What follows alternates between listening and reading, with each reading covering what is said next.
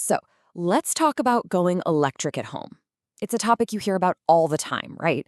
But it often feels, I don't know, a little abstract. It's all technical jargon and big, scary price tags. Well, today, we're going to cut right through all that. We're going to look at the real world story of how one homeowner actually did it, step by step. So, here's the big question. What does this process actually look like for a regular person in a regular house? Because it's not like you just flip a single switch and bam, you're electric. It's a journey, really.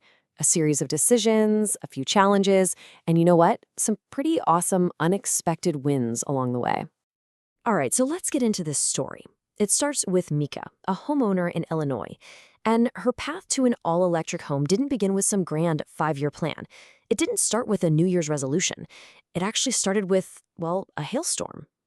No, really. So, yeah, that bad weather, a big hailstorm, turned out to be the trigger for her first major step. She looked at her damaged roof, and instead of just seeing a problem that needed fixing, she saw a golden opportunity, the perfect time to finally get those solar panels installed. And what this timeline really shows you is something super important. You don't have to do this all at once. For Meeka, the whole thing kicked off in 2020 with the solar panels, but the next big piece of the puzzle, getting rid of her gas stove, didn't happen until just recently.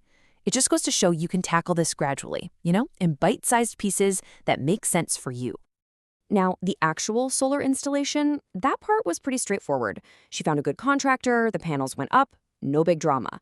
But here's a little dose of reality, and this is a big one. She had to stay on top of things.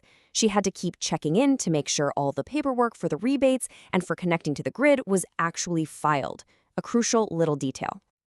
Okay, so let's fast forward a few years and head into the kitchen. The solar panels are up and running, and then, bam, the gas stove just dies. And all of a sudden, that someday project of replacing it becomes a right now problem that she has to solve. So what do you do? Well, first, she started digging into electric options and really liked the idea of an induction cooktop. But then she hit a snag. Her kitchen island was custom built, which meant finding a cooktop that was the exact right size was a huge pain. The solution, it turns out, was a really good salesperson who went the extra mile to find one that would fit perfectly. After that, it was pretty simple. Hire an electrician to put in the right circuit, and then the cooktop itself just slotted right in. Okay, but let's be real. No project like this is ever completely perfect, right? There are always hurdles. And figuring out what those tough spots are ahead of time can make your own journey way smoother. So, what were the hardest parts for Meeka? And wow, this chart tells a really interesting story. You'd probably think that wrestling with rebate paperwork would be the biggest headache, but she only rated that a 2 out of 5. Manageable. Finding the right contractor was a bit tougher, a 4. But look at that top bar. This single hardest part of this whole thing, a 5 out of 5, just finding an electrician willing to do a smaller job. And this quote from her just nails it. It wasn't that the electrical work was complicated. It was just getting a qualified pro to come out for something that wasn't a massive full house rewire. That's a real world hurdle a ton of homeowners run into. All right, let's get to the question everyone's thinking about, the money. What did all this cost? And more importantly, was it actually worth it when you look at the numbers? Okay, first up, the solar panels. After all was said and done, with the rebates and incentives, the final out-of-pocket cost landed at about $6,000. Then you've got the kitchen upgrade, the new induction cooktop, and that electrical work to support it.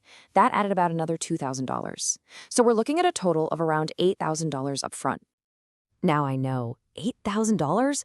That's a chunk of change. But that upfront cost, that is only half the story. The real magic happens when you look at how it changed her monthly bills. And this is where it all clicks. This is the big payoff. Because of her solar panels and a system called net metering, which is basically where the power company gives you credit for extra energy you send back to them, her average electricity bill is now, get this, less than $20 a month. Just let that sink in. But the benefits went way beyond just the bank account. There's the quality of life stuff, like being able to run the air conditioning in the summer without feeling guilty. There's the peace of mind that comes from shrinking your carbon footprint. And then there are the little surprises, like discovering that induction cooking is actually amazing and the new cookware is way easier to clean. You can't put a price on that stuff. So what can we learn from all this? If you're thinking about doing something similar, what are the big takeaways from Meeka's real-world experience? What's the practical advice here? Her advice is pure gold, and it really boils down to this. You have to be your own project manager. Get multiple bids for the big jobs. Find a contractor you actually trust. Don't just assume they'll handle the rebates. Do your own research. Be ready to follow up because sometimes you have to. And, save everything, every email, every link, every document. Be organized. It makes a world of difference. For Meeka, this whole thing kicked off because of a hailstorm. For someone else, it might be a water heater that finally gives out, or maybe a new tax credit that just dropped. It really makes you wonder, right?